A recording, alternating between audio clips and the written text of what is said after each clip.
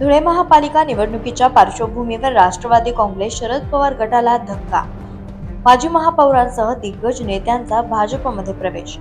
धुळे महानगरपालिका निवडणूक जाहीर होताच शहराच्या राजकारणात प्रचंड हलचल माजली असून त्यात आजचा पक्षप्रवेश सोहळा अत्यंत महत्त्वाचा मानला जातोय.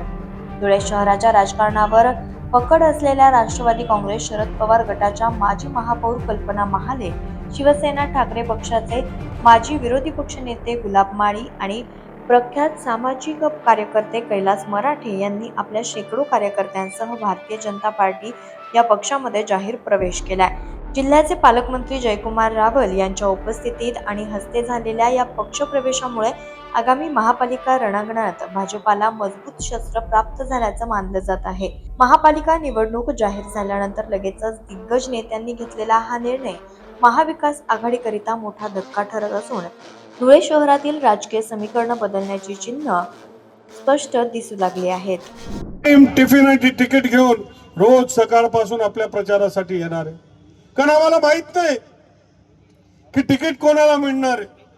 आम्हाला एवढंच माहित आहे की 19 प्रभागांमध्ये 19 का 17 19 प्रभागांमध्ये 4 भारतीय जनता पार्टीच्या निशाणीवर मतदान झालं पाहिजे. आणि म्हणून आजपासूनच आम्ही प्रचाराला लागलो की आपली निशाणी कमळ, कमळ आणि कमळ याला मतदान द्या. आणि त्या प्रचारासाठी आम्ही लागलोय. मला माहिती आहे की माननीय मोदी साहेबांचं एवढं भव्य दिव्य चांगलं काम आहे, देवाभाऊंचं जोरदार अशी विकासाचं काम आहे आणि साहजिकच भारतीय जनता पार्टीकडे येणाऱ्यांचा ओघ वाढलेला आहे.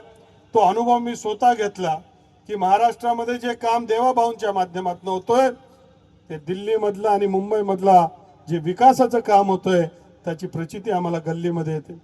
दोंडाईच्या शहर लोकनायक न्यूज